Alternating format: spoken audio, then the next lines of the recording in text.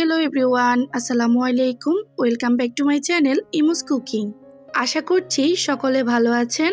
বাজারে কিন্তু অলরেডি নতুন আলু চলে এসেছে। এই উপলক্ষে আপনাদের জন্য আমার আজকের রেসিপি হচ্ছে নতুন আলু দিয়ে দেশি মুরগির ঝোল। আর আপনারা দেখে নিশ্চয়ই বুঝতে পারছেন এটার কালার কতটা সুন্দর হয়েছে। সো এরকম একটা টেস্টি মুরগির ঝোল রান্না করতে আশা করব পুরো ভিডিও জুড়ে আমার সঙ্গেই থাকবেন। সবার প্রথমে এখানে আমি দেশি মুরগির মাংস নিয়ে নিয়েছি। শুরুতে এই মুরগির ওজন ছিল 1 কেজি থেকে কিছুটা বেশি। চিকেনের পরে আমি প্রায় 800 গ্রামের মতো মাংস পেয়েছি। আর চিকেনটাকে আমি রেগুলার কাট করে কেটে নিয়েছি। সেই সাথে আমি নতুন আলু নিয়েছি 250 গ্রাম। এবার আমি মূল রান্নায় চলে যাচ্ছি।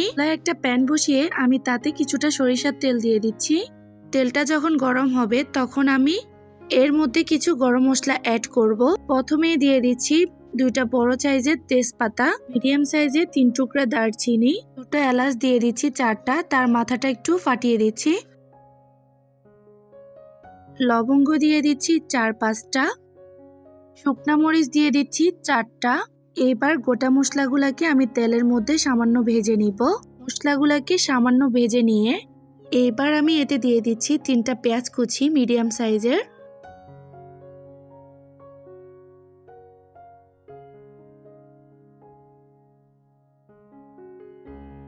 পেঁয়াজটাকে সামান্য ভেজে নিয়ে এবার আমি এখানে দিয়ে দিচ্ছি আদা বাটা। আর এই আদা বাটা আমি দিয়ে দিচ্ছি প্রায় 1.5 টেবিল চামচ। সাথে দিয়ে দিচ্ছি রসুন বাটা, আর এখানে 1 টেবিল চামচ পরিমাণ আছে। আদা আর রসুনটাকে সামান্য ভুনে নিচ্ছি। আর এটাকে এমনভাবে ভুনতে হবে যেন আদা রসুনের কাঁচা গন্ধটা চলে যায়। মশলাটাকে ভুনার সুবিধার্থে এ পর্যায়ে আমি লবণটাকেও অ্যাড করে দিচ্ছি। লবণ দিয়ে ভুনার কারণে কিন্তু পেঁয়াজ থেকে খুব তাড়াতাড়ি পানি ছাড়বে, ফলে আমরা পেঁয়াজটাকে খুব অল্প সময়ে ভুনে নিতে পারবো। আর আজকের রান্নায় আমরা পেঁয়াজটাকে একটু লাল করে ভেজে নিব। পেঁয়াজটা যখন লালচে করে ভাজা হয়ে যাবে এখন এর মধ্যে আমি চিকেনটাকে অ্যাড করে দিচ্ছি। চিকেনটাকে ভালো করে ধুয়ে পানি ঝরিয়ে এখানে অ্যাড করতে হবে।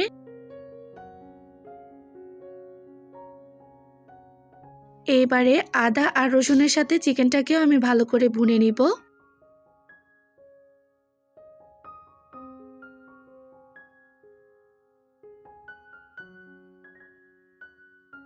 চিকেনটা আদা আর রসুনের সাথে ভুনতে থাকুক।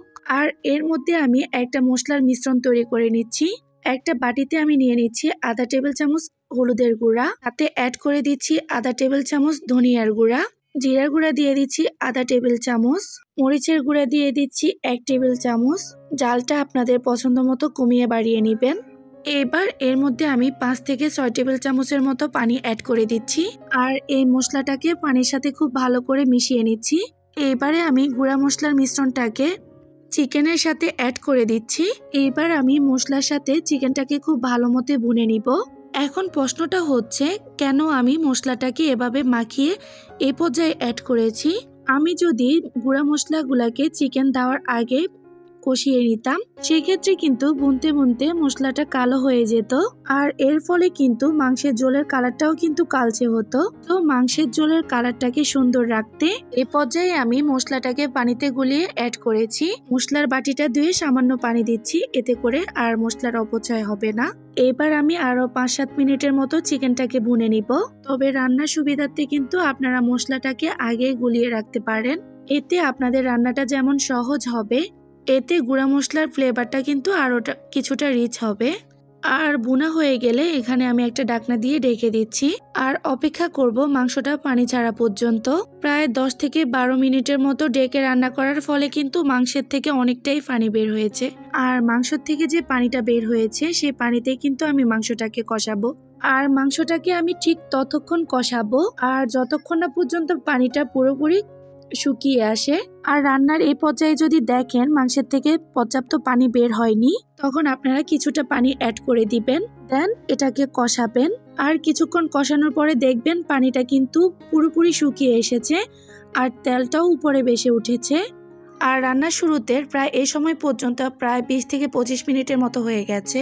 আর ইতিমধ্যে কিন্তু মাংসটা প্রায় 40% মতো সিদ্ধ হয়ে গেছে। আর এখানে আমি এখন আলুটাকে অ্যাড করে দিচ্ছি। এবার আলুটাকেও আমি মাংসের সাথে সামান্য ভুনে নিব। আলুটা কষানো হয়ে গেলে এবার আমি এতে অ্যাড করে দিচ্ছি পর্যাপ্ত পানি। মাংস আর আলু প্রপারলি সিদ্ধ করতে যতটুকু পানির প্রয়োজন ঠিক ততটুকু দিয়ে দিবেন। মাংসে আপনারা কতটুকু ঝোল খেতে চান ঠিক ততটা বুঝেই কিন্তু পানি এই পর্যায়ে অ্যাড করে দিবেন। এবার আমি সবকিছুকে নেড়ে ছেড়ে ঢাকনা দিয়ে ঢেকে দিচ্ছি। আর এটাকে আমি ততক্ষণ রান্না করব যতক্ষণ না পর্যন্ত মাংস আর আলুটা সিদ্ধ হচ্ছে। এই পর্যায়ে আপনারা চুলার আঁচটাকে মিডিয়াম পর্যায়ে রাখবেন। আর কিছুক্ষণ পরপর কিন্তু আপনারা ঢাকনা তুলে মাংসটাকে নেড়ে ছেড়ে দিবেন। আর খেয়াল রাখবেন মাংসটা যেন পাতিলের তলায় লেগে পুড়ে না যায়, অর্থাৎ মাংসটা পুরোপুরি সিদ্ধ না হওয়া পর্যন্ত কিছুক্ষণ পরপর আপনাদের এটা নেড়ে ছেড়ে দিতে হবে। এদিকে কিন্তু আমার মাংসটা প্রায় সিদ্ধ হয়ে এসেছে আর আলুটাও কিন্তু নরম হয়ে গেছে। এবার আমি ঝোলটাকে আরো বেশি টেস্টি করার জন্য কিছুটা গরম মশলা অ্যাড করে দিব।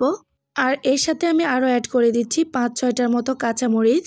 এতে করে খুব সুন্দর একটা ফ্লেভার ছড়াবে। ঝোলটা সামান্য টেস্ট করে দেখেছি, আমার এখানে লবণটা ঠিক মতো হয়েছে। নতুন আলু দিয়ে এই মুরগির ঝোলটা কিন্তু আমি পাতলা খেতেই পছন্দ করি, তবে আপনারা চাইলে কিন্তু ঝোলটা আরো কিছুটা কমিয়ে নিতে পারেন। এবার আমি মাংসটাকে শেষবারের মতো ঢেকে দিচ্ছি।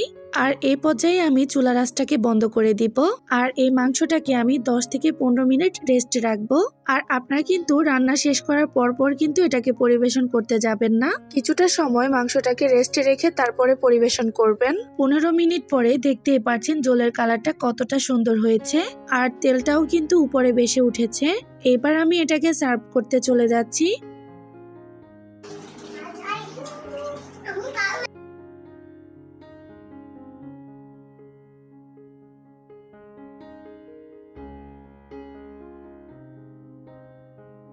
আর গাইস, এই মুরগির মাংসটা খেতে কিন্তু খুবই দারুণ হয়েছে।